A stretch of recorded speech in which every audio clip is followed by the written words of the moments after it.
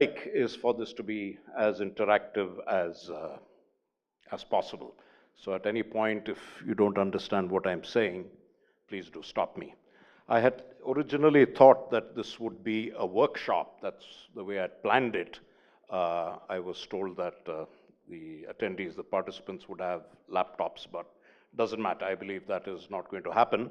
Those of you who do have laptops and want to click along with me, just raise your hands. I've had some data files prepared. There's one here, Ajit. If anybody else would like to, you're most welcome. All you need is Excel.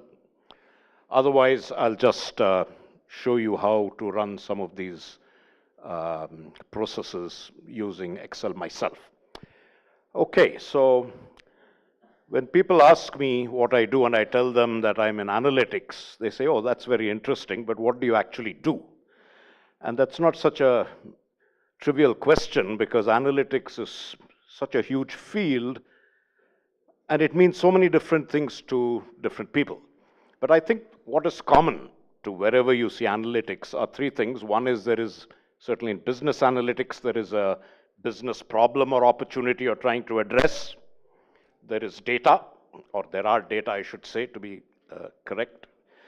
And there are some quantitative techniques that you try to use to massage the data, process it, mine it, say what you will, to provide insights that can be used to address those problems.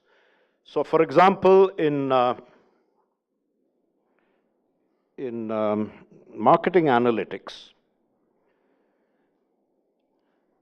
what is the ultimate goal of marketing? It is to meet customer needs profitably, isn't it? And there are several functions within marketing that need to be executed, designed and executed properly for this to happen. What are some of these? Okay, this is typically what you learn in, say, Kotler or a branding textbook. And in order to take better decisions, data-driven decision making is the flavor of the day, isn't it? It helps to have techniques to work with the data that any organization would collect. And what are some of these techniques? I'm just going to put these in some random order. Can you not hear me? I wanted the data. So there are many more in addition to these. I just wanted to give you a flavor of what is happening in the world around us. Are people actually using these techniques to take real-world marketing decisions? Most certainly, yes. I don't know how many of you have seen this Tata Ace, the small commercial delivery vehicle. That was designed using cluster analysis for segmentation. They used all kinds of quality tools, Six Sigma tools, House of Quality, to translate the VOC into a house of quality and engineering diagrams. And they used conjoint analysis, which is what I'm going to be talking about, to decide what features of the key drivers of choice of a commercial vehicle they would offer in this particular product that they call the ACE. So what I'm going to be talking about today is, very briefly, conjoint analysis. Has anybody heard of this at all? Yes? Great. Have you used it? Wonderful. Where? Okay. Okay, lovely. So maybe you could give us some, some contributions to how it was done in your organization. Where did you use it? Okay. Okay, great. Wonderful. Did you use Sawtooth? Did you use any software for doing this? Okay. All right. Okay, so let's assume you have a business problem like, how much more can you charge for Virat Kohli's autograph? And clearly you would be into selling cricket bats, right? So let's say this is the business problem, deciding whether to use celebrity endorsement. So let's assume that you are the marketing director of some XYZ company which makes sports equipment, including cricket bats. And now with all this T20 and whatnot coming up, you're anticipating a heightened interest in the product. And you're wondering, is it worth getting Virat Kohli to sign or autograph the bats that you sell? And if so, how much can you charge extra for it? So you're looking at a competitive set, just to keep things simple here, of 3 other brands. Okay, so we're doing an analysis on 4 brands, 3 competitors and your own.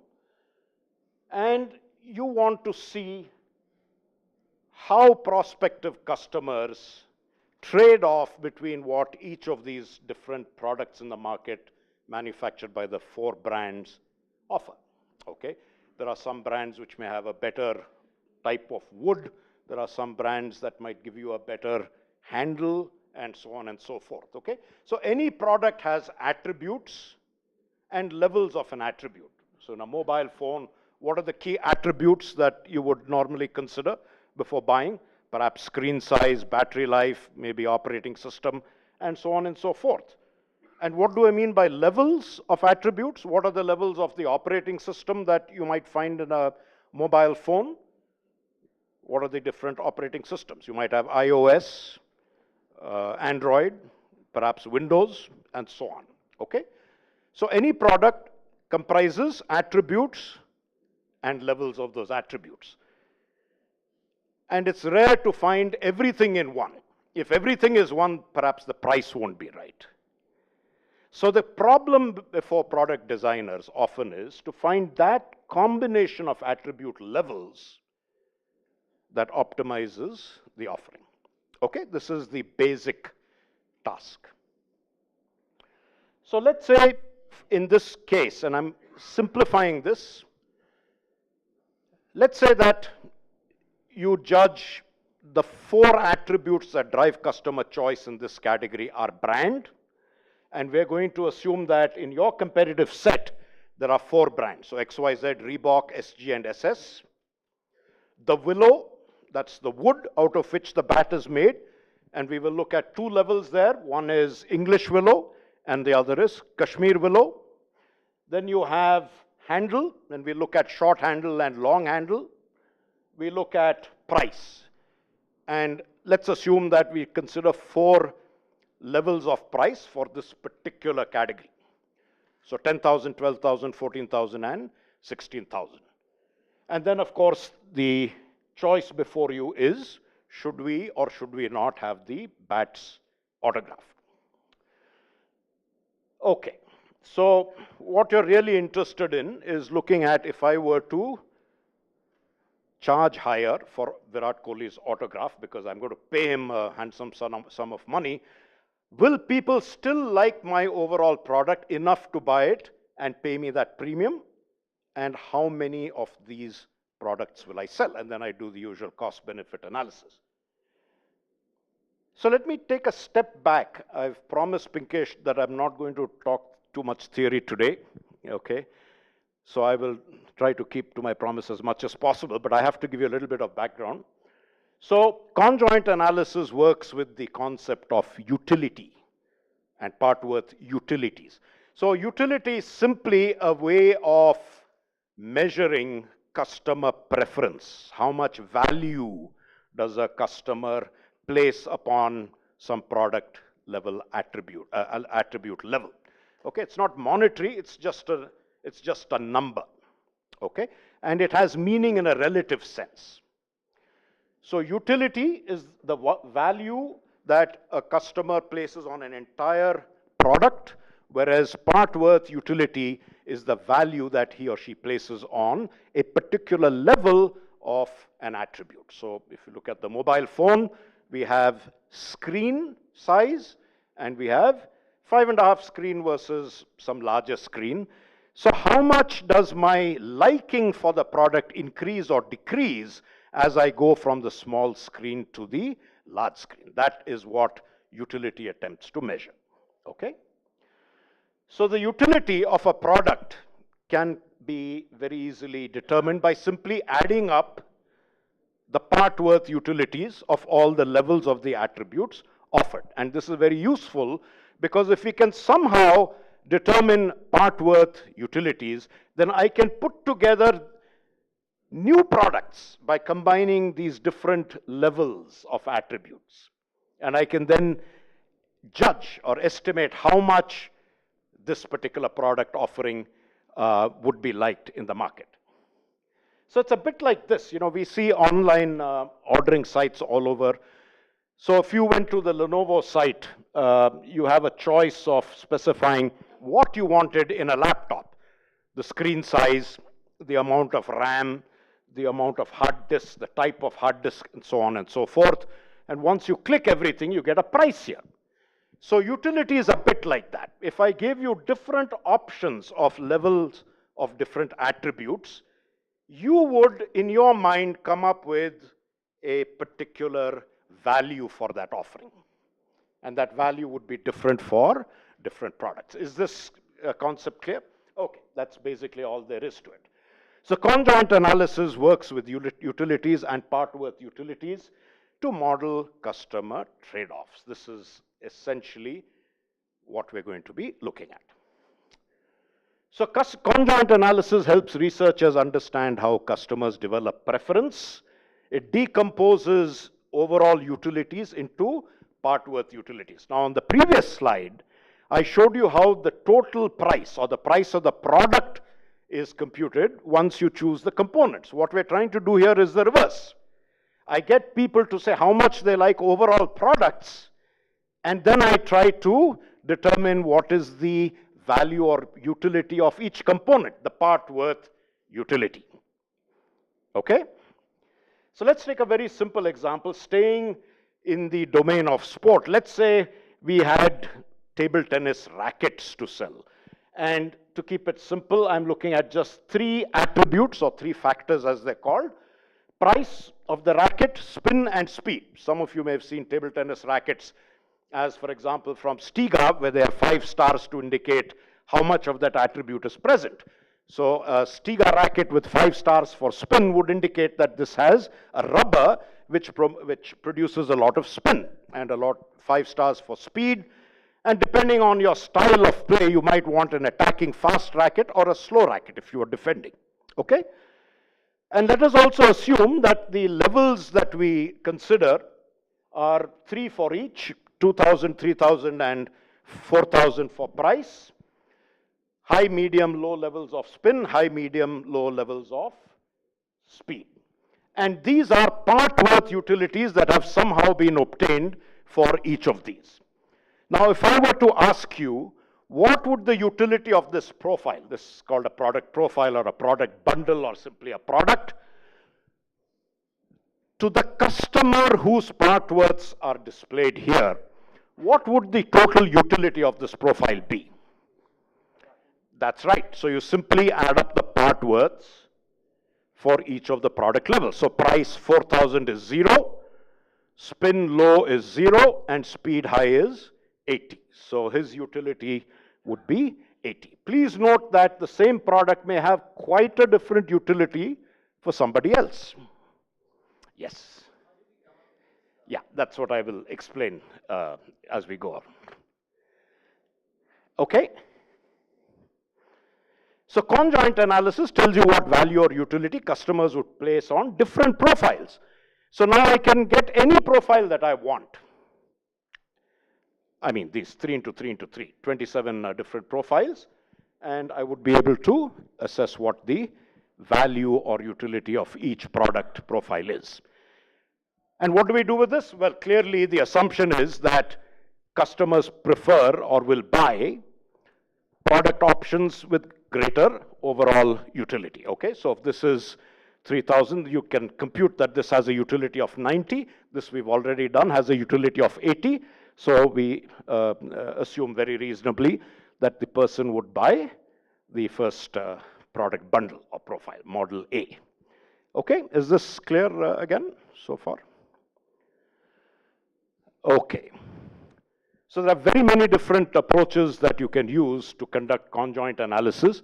What I'm going to be speaking about, to keep things simple, is traditional conjoint, which you can do with pen, paper, or these days with Excel. Okay, there are more sophisticated, more powerful approaches available, but the idea is just to introduce you to what this technique is all about.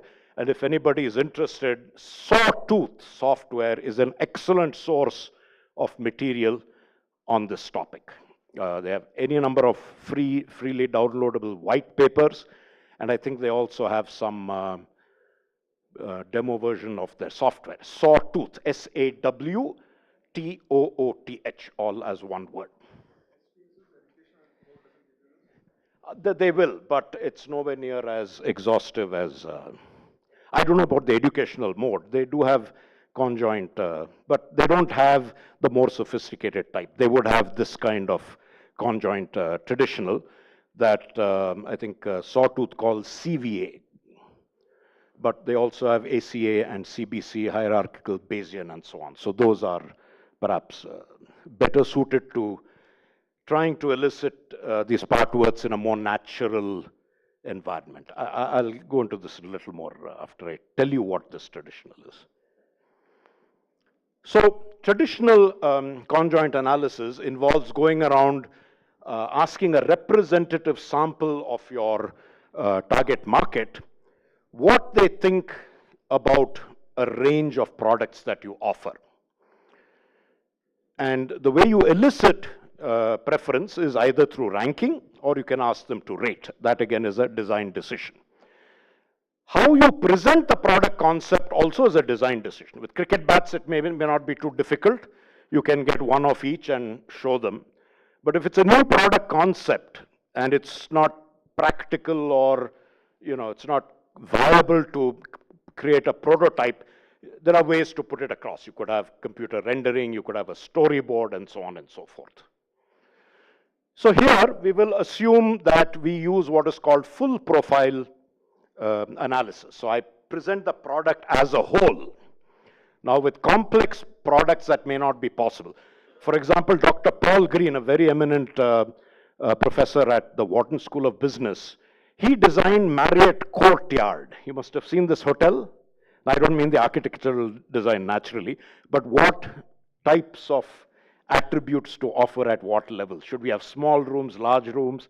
Should we have business services, etc., using conjoint analysis on a sample of about some, I forget, 800 odd air passengers, and it proved to be an extremely successful product for that group, for the Marriott group. And yeah, what I meant to say was that had many more attributes and levels than could be handled by this. So he had to have not a full profile, but break it down and have a complex design. But here we're taking a very simple case where we have what? We have 5 factors. What are the factors? Brand, price. These are both 4-level factors. And we have 3 2-level factors. What are the 2-level factors? The willow, English or Kashmir, handle, short or long, and the third is autograph or no autograph. So how many different products can I get if I were to look at all possibilities involving these combinations? I would get 128, right? 4 into 4 into 2 into 2 into 2. Now, it's impractical to ask a respondent in a survey to give you 128 evaluations, right? And it's also expensive. So there are design of experiment techniques. Now that itself is a subject in it on its own, which help you reduce the number of tasks that a respondent needs to do to be able to give you the analysis that you're trying to do. So we use what are called orthogonal arrays. Orthogonal simply means that you draw the levels independent of each other and reduce it. So this slide at right shows me an orthogonal balanced array. Okay? Now orthogonal means that I pick these independent of the others, and also a balanced means that each level of an attribute has the same number of appearances as the other. So I just code each level with a number, 1, 2, 3, 4. So under brand, 1 would be, let's say, XYZ. 2 would be Reebok, 3 would be SG, and 4 would be SS, and so on and so forth. Is this clear? So what we're saying is we offer a respondent 16 product options. In the first, what do we have? Brand 1 is XYZ, so I offer him an XYZ bat at price 10,000 with a Kashmir willow, with a, I think this is a short handle, and no autograph. And I ask him, please rate this on some scale. The choice of scale is also a design issue.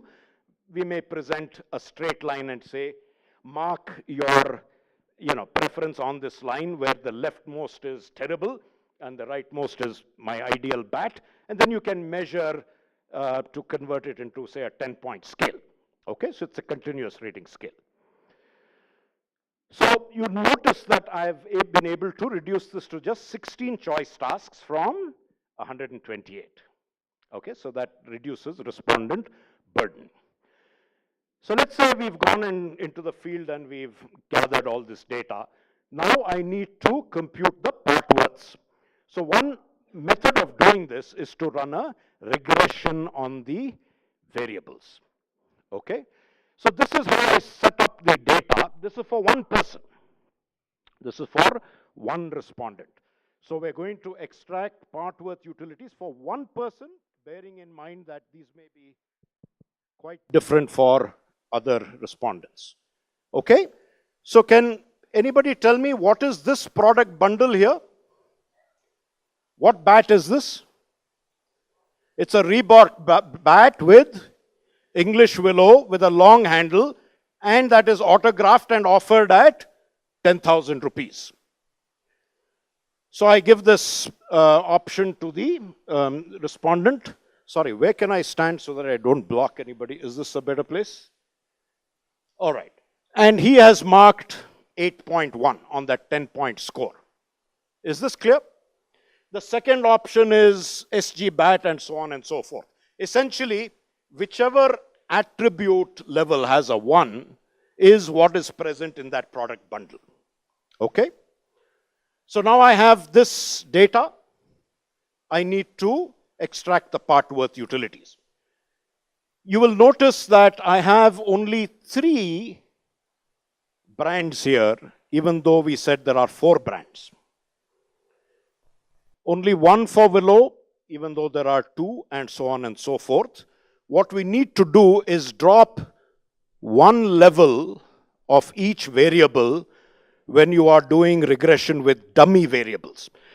Normally your variables use, your regression normally uses continuous variables. That is, if you wanted to predict the salary of somebody in a large company, say Wipro, you would use data to predict salaries such as years of experience. Now that is a continuous variable. This is a dummy. It's a categorical variable which is coded 1 for present and 0 for not present. There's nothing in between. So it's treated a little differently, okay? So 1 level must be omitted to avoid what is known as perfect collinearity. We will not worry about all that. Just be aware that I drop 1 level, and you can drop any level that you want. That becomes the reference level against which the ratings are measured, okay? If anyone wants to go into this in more detail, we can discuss this over tea, if there are no better topics to discuss over tea. Yes, if anybody else wants the data file to run on your laptop, Ajit will give it to you, and then I can show you. Okay, then in that case, I'd better show you how to run it.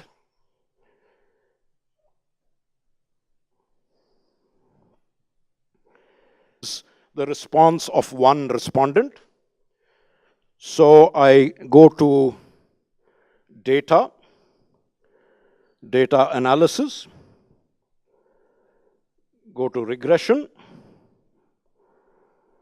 you say okay, you have to define the Y, the dependent variable. What is it that we're trying to model here? We are trying to understand what determines utility, right? The value, the preference of the individual. So that is here. I say my data for Y are in this column here, like so. And what am I trying to explain utility by? All the other attribute levels, okay, zeros and ones. So under X, I choose all of this. Is this clear?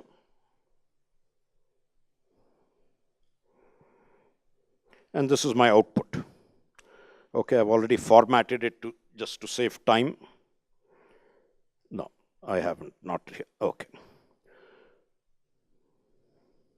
Okay, but this is the output. I've got a snapshot of this on the PowerPoint, so we can go back to that. It's a little clearer. If anybody is trying to click along, have you been able to get the same output? Do you want me to wait for a while, or do I continue? Please raise your hands if you're trying this out and you not trying, or trying and you not getting it. Not trying, okay. Not getting it. Where have you got stuck? Have you got Excel with the data pack installed? Because if you don't have the data pack, you will not see that data option. Oh, on my drive, yeah. Oh, no, you're right. I'm sorry. No, why don't you give him yours? Yeah, the old one, doesn't matter. Okay. Maybe we can do this offline so that I don't hold up the rest. So this is what the Excel regression output would look like. Okay? So in any regression, you want to check whether the overall model is a good fit.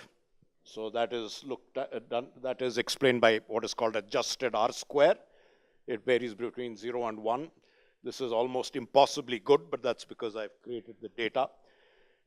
It's significant, which means that the result that you're seeing is likely to be genuine in the population. And you can see that all the individual coefficients are also all significant. Okay? So this tells me it's a good regression model. Now, please focus your attention on these two columns in this last table. It says attribute and it says coefficients.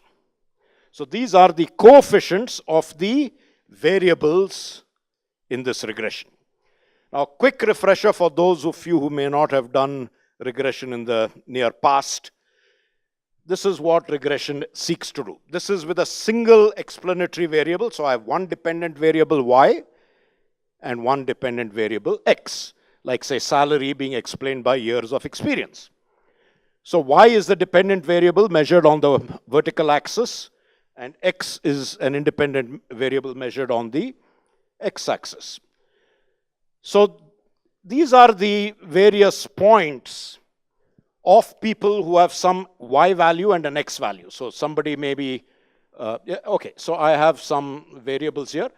And the point of regression is to try and fit a straight line and obtain an equation for that line such that I can explain y knowing x. So if somebody else applies to my company and I'm the HR manager and I see that he has 10 years of experience, okay, that may not work. I don't think I used it for salary. But let's say, you just substitute the value of 10, and what will you get for y? You get 7.8 minus 5.45, which is, what is it? 2.35. Okay? The point here is that if I know x, I can predict y. And what if I have more than one x? It works the same way, except that this coefficient is valid when all the other variables are held constant. Now, the point of telling you all this is to be able to interpret the coefficient. This is called the coefficient of the variable, 0.78. And what does it mean? It means that when x increases by 1 unit of x, y increases by 0.78 of its units. So if this is salary measured in lakhs of rupees, and this is years of experience measured in years, then for every 1 year of experience, salary would increase by 0.78 lakhs. That's how you interpret this. Is this okay? Yeah. Not at all. I don't understand most of the things, but your previous slide, right? And now that you've got the coefficients against each one of those brands, I mean, what would this finally imply? Because Yeah, I mean, that's what I'm trying to. I'll come to that. If I am not clear in another 3 minutes, please stop me. I just had to explain what this coefficient was. So I hope you understand what that coefficient means. It's the change produced in Y for a unit change in X. Now that is for a continuous variable, like years of experience. Whereas what we're dealing with is dummy variables, where I have only levels. 1 and 0, exactly. And I could use that to, if I wanted to see how much more do houses in the north of Bangalore cost relative to south, I could code north, south, east, west with 1, 2, 3, 4 and run the regression with that as a variable, okay? So the coefficient of a dummy independent variable, once again, is the change in Y, but not for a unit change in the X variable because it's not continuous. But when it moves from the reference variable to the variable whose coefficient you're considering. Now, what is my reference variable? It is that level which I have dropped. You remember when we had k levels in a variable, we dropped one. Brands, for example, we had 4 brands. What were the brands? XYZ, Reebok, SG, SS. And I arbitrarily dropped SS. That becomes my reference level, reference variable with a coefficient of 0. And the coefficient of XYZ would tell me how much my utility increases or decreases if I were to consider buying an XYZ bat relative to an SS bat, given all the other things are constant. Okay, does that answer your question? Yes. Some of the attributes what we select are not appropriate or we miss. Ah, very good. So the difficult things in all these analytical situations is rarely the technique. Particularly with software, you can do any kind of analysis. The design, the collecting of data, those are the difficult things. So whether to have brand and price and handle and willow only, or have maybe the depth of the bat, the length, those are design decisions. So that's where the domain comes in. That's why we need product managers, not just robots, notwithstanding the previous session, and analysts to run businesses. You need to have extensive domain knowledge. So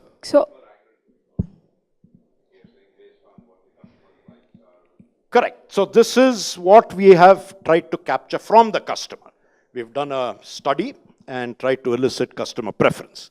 So yeah, can this be applicable on any specific domain or product type, or anything we can do? Like suppose I'm trying to design a feature for mobile application on multiple platforms. Absolutely. Can I apply the same thing on there also, irrespective of the domain? Absolutely. Okay. I can do this in the factory to see what combination of pressure. In fact, we did that kind of a project for Harita seating. Okay. To reduce the costs of the seat without sacrificing quality. But that expects me to be aware of everything required in my design. I will help them with the analytics. I know nothing about seats. Okay. They have to tell me what are the factors and so on, levels. Yes. By the coefficients are nothing but the quality attributes of the product? It is how the respondent values the quality attributes. Or simply attributes. Because your coefficient may be completely different from mine. What you like, I may not like at all, and vice versa. Okay? Let's just go on a little. I'm hoping that by the end, everything will be fairly clear. One question. Please go ahead. So my question is more related to the salary discussion, what you said.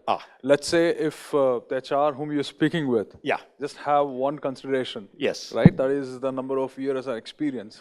But as you as a candidate, you want to have more variables to be kicked in. Absolutely. Right? So what kind of discussion should be there? That is what you will look at. Is the model adequate? Here, it's a fantastic model because I've just made the data that way. If I had just one variable to explain salary, my R square would probably be 0.2 or 0.15 or something, telling me it is explaining just 15% of the variance in salary. Okay. Do you understand? And so sorry. What if I consider myself as an outlier there, right? So what should be the the other dynamics which should be considered there? No, this is what the owner of the process will develop the model for. Okay. A particular employee will have no say in building the model, right? Right, okay. Now, if you are an outlier, but the model doesn't think so, then you have to negotiate and communicate that you are indeed an outlier. Quite right. Very true. Okay. All right. So, yeah, now these coefficients may be interpreted as part-worth utilities. Because what is a part-worth utility? It measures, who asked me the question? You, I think. It measures preference for a particular product attribute. Does it not? Which is exactly what this does. So these regression coefficients are part-worth utilities. Is this clear? So for brand, the regression coefficient for the level XYZ has a value of 1.35. What does it mean? When I move from the reference brand SS to XYZ, my utility increases by 1.35. That's how to interpret this. Now let's see how we can put all this together to answer our original question, which is, should we get bats autographed by Virat Kohli? So part-worth utilities may be added to estimate the utility of products. We already did that for the table tennis racket example, where we got a utility of 80. So this is, let's assume that as marketing director of XYZ, you have 4 bats to offer the market. So the first, that's why XYZ is 1 everywhere. These are all your own bats. English willow for 2 of them, Kashmir willow for 2 others, and so on. Okay, I'm not going to go into the details. I think everybody understands. And we have found that the utility is 7.69 for the entire product bundle. How do I get 7.69? I think if you answer this, you would have understood this entire session. How do I get a utility of 7.69 here? Beg your pardon? Add all the values, multiply all these, this with this, this with this, this with this, this with, and add them up. Or in other words, since they're all zeros, just multiply this.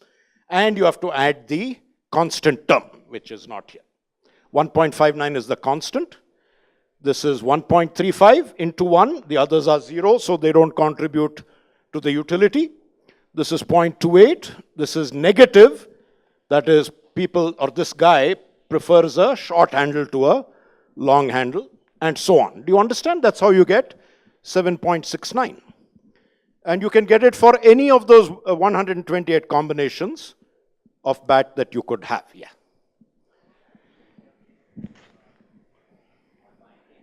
Yes. 1 or -1. Correct. It was coded as -1. Correct. But there are more scenarios or use cases where like the values are not binaries. Correct. That's my brand, for example. I have 4 brands, right? But here again, like those 4 brands, like you're fixing. Oh, I see what you mean. Yeah. A categorical variable, if it has k levels, correct. I represent that single attribute with k minus 1 variables. So brand is a single attribute, okay, but I am using 3 variables to represent brand. Why 3? Because there are 4 brands. So K is 4. I drop 1 and I'm left with 3. Okay. So now I can say how much each level of brand is with reference to the dropped one, the reference level. Okay. With a dichotomous or binary variable, I have just 1. Yeah. I drop 1 and I have 1. But the principle is the same. I use 1 or 0. There are some attributes like which is complex attributes, like which itself can be derived by many nested attributes. In those cases, I will not get a horizontal matrix for each entity. Okay, we can discuss that perhaps right. offline because not a problem. I just want to get across the basic thing. But let's meet after this. Okay, all right. So now I want to see for these 4 bats, if I were to get them autographed, can I charge a higher price? So you notice here that I have in these 4 uncolored options, none of the bats are autographed by Virat Kohli. And here, what do? I switch it. So the top one has gone from no autograph to autograph, and I have moved the price up by 1 level. And what happens to the utility? It drops. It drops from 7.69 to 6.34. So the person is not going to buy this option relative to that option. What if I keep the price and give him the autograph? We can check that as well. So I'm going to say, hold the price at, oh sorry, this is, okay. Is this clear? How you look at what happens when you change attribute levels? Just one person. Just one person. Just one person, one respondent. Okay? Now what else can you do with these part-worth utilities? You can see what is the relative importance of attributes. And the way you do this is you look at the part-worths and you get the range. What is the range of a set of numbers? Maximum minus minimum, right? So the maximum utility, a part-worth utility for brand is 1.35. The minimum is 0. So max minus minimum, which is my range, is 1.35. Okay? Now, this is an interval level scale. I can't say that something that's twice is twice as important, but differences I can take as proportional. So I can add up all these and express the range of each attribute as a percentage. And that gives me the relative importance of each attribute. So 1.35 for brand, Willow is 0.28, handle is 0.15, autograph is 0.58, price is 4.6263, some rounding off.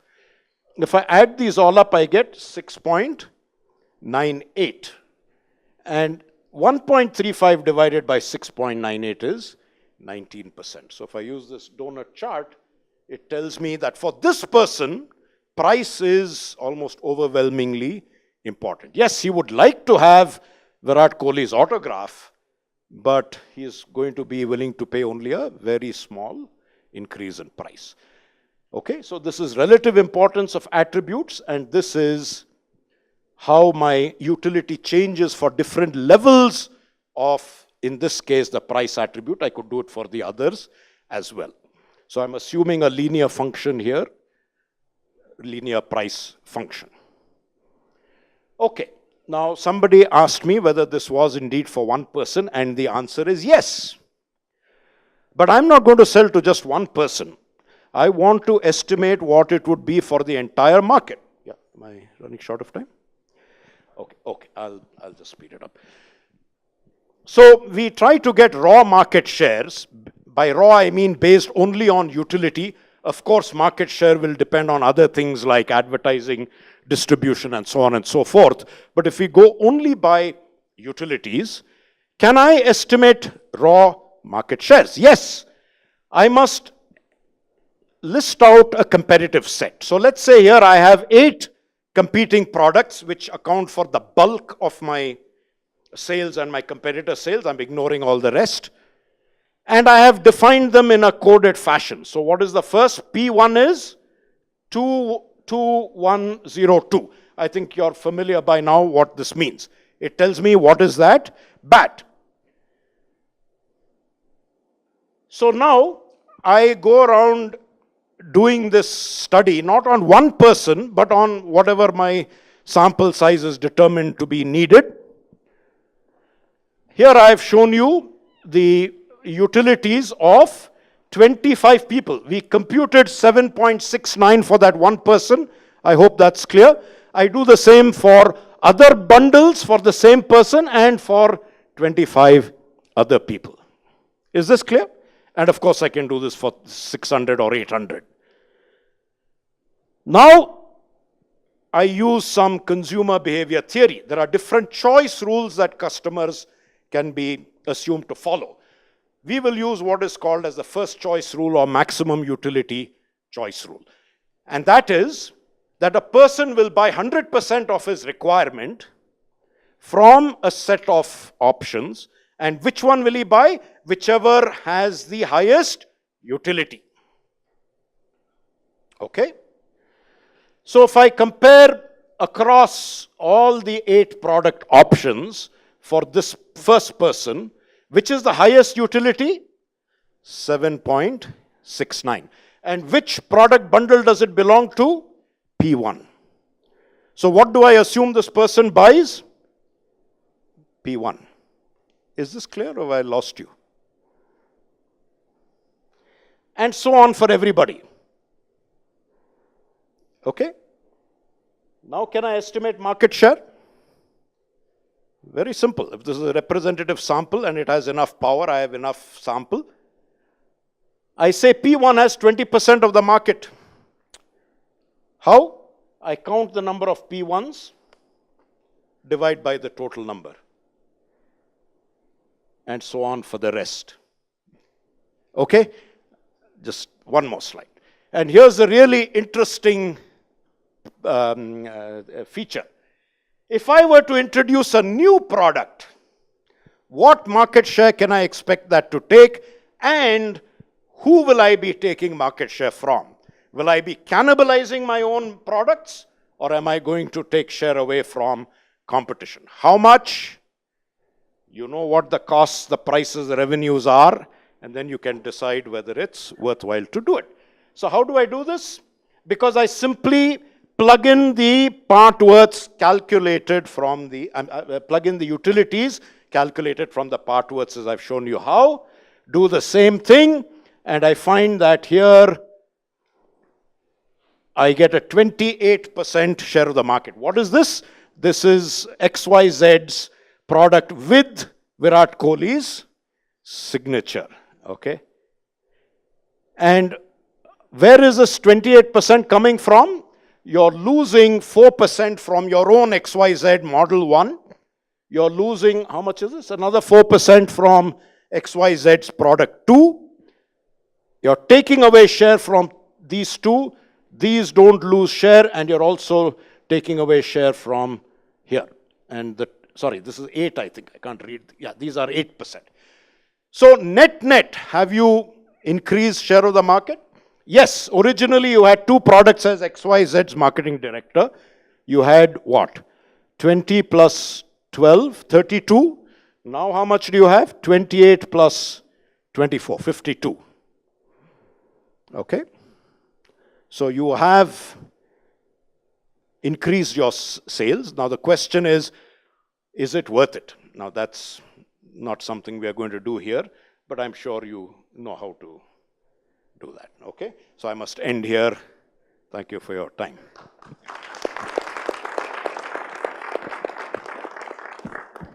Did that answer some outstanding questions? Or? There's one question. Sure. I have one question. Thank you, and it was right new out of the box thinking to do the data analysis. To be honest, it is complex and it's not I mean, at least to me, it was not possible to get the complete hold on that. But I have a question. Suppose I, as a product manager, have to design a project and try to find the cost implication and do the decision based on the project, something like, okay, figure out which cities in India you would propose for the smart cities. I would really put the effort and passion behind figuring this out. But in today's world, in the agile and extreme agile, when I have to deal with the product owner and leader decisions on the daily basis, do you still recommend this, that once I get aware with this, I would, with that grip, I would be able to derive based on this statistics? Yeah, it depends on exactly what your problem is, because I showed you a whole bunch of techniques, Yes, right? yes. It's a toolbox. You have to pick the right data analysis technique. Okay. I'm not too sure what you're looking for. Are you looking at designing a product? Are you looking at selecting markets? Designing the product, but Yeah, definitely the designing the product will not happen in a day or in a week, right? It is an iterative model today while building the product. So when I'm deciding the feature or I'm planning for that particular feature, that is like the daily basis process for me as a product owner. You're right. And with that, how much this analysis really proves for doing that? I think it's a perfectly viable technique. Okay. Of course, you're assuming that your sample is representative, Okay. both cross-sectionally and in time. In your industry, Yeah. if things, we discussed disruptive technologies. So if something comes along which changes the whole landscape, that's a different issue. Okay. But otherwise, yes, most It's definitely, viable. absolutely. Okay, thanks.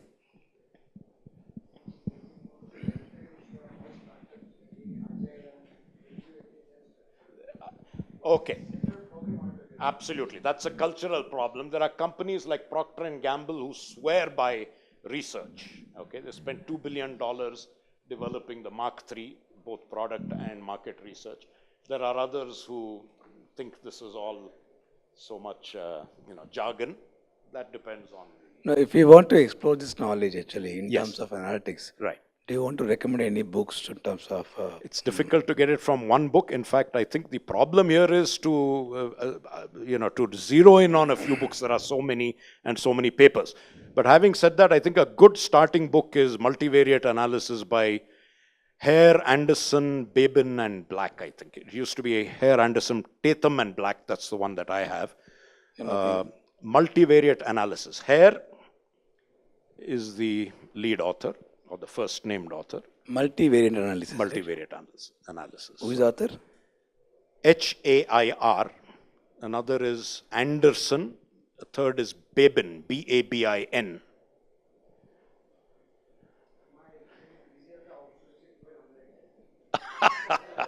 Music to my ears. Yes. In coming out the utility, once we have all the utilities being decided, which the product team or whoever has to do, and once they have in place, then looking at how to price your product. No, everything is related, isn't it? Because you may decide not to put in a particular level if you are not going to be able to sell it at a price. Because if you can't charge a price for it, it's not going to be profitable. Okay. Isn't it? Yeah. What's the more? No, do we send them the material? I think we should get back to you on that because I'm not really sure as to how that thing. But certainly, there is interest. People are looking for it. We can certainly take it back. Yeah, I'd also sent out a data file, which you can try out on your own. For which conjoint analysis per se? See, it depends on how much time and effort you're willing to put in, okay, and how much money you're willing to spend. Different. There is an excellent software environment for statistics which is completely free. It's called R, the letter R. But it takes some time to learn how to use it. There are any number of tutorials, video tutorials to help you get started, but you need to put in a little effort to learn R. But it can do any analysis that you want. On the other hand, there are GUI, graphical user interface driven statistical software like SPSS, which are a few lakhs of rupees. So no. R is just the name of a language. R square is called the coefficient of determination, which if you want I can explain to you separately. Yeah.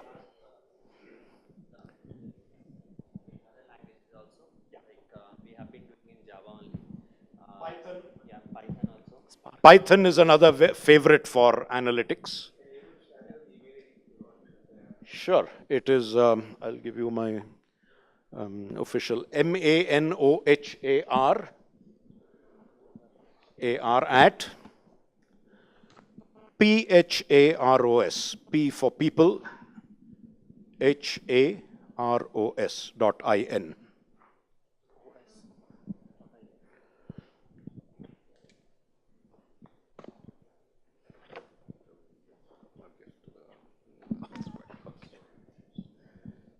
Oh, I wish you told me I wasn't. Let's see.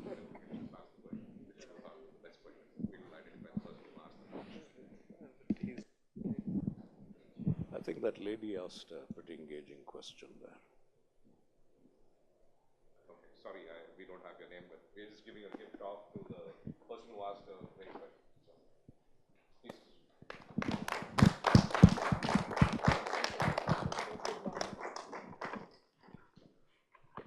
Okay, so thank you. Thank you very much. Just a memento, Mr. Manohar. Oh, it's here. It's here. I think, yeah, but I think it's very unfair on our part to expect you to run this in less than an hour or about an hour. I understand that. And just a quick note, before I came to this session, data analytics was 30,000 feet away, above my head. Now it's still at 1,000 maybe. There were a few jargons which are still at probably 30,000. But again, like the young lady over here was asking the question, it's not something which, I mean, it's a science by itself, right? I mean, people are doing PhDs and all that. So I'm sure that, you know, we don't even use 10% of Excel, truly, right?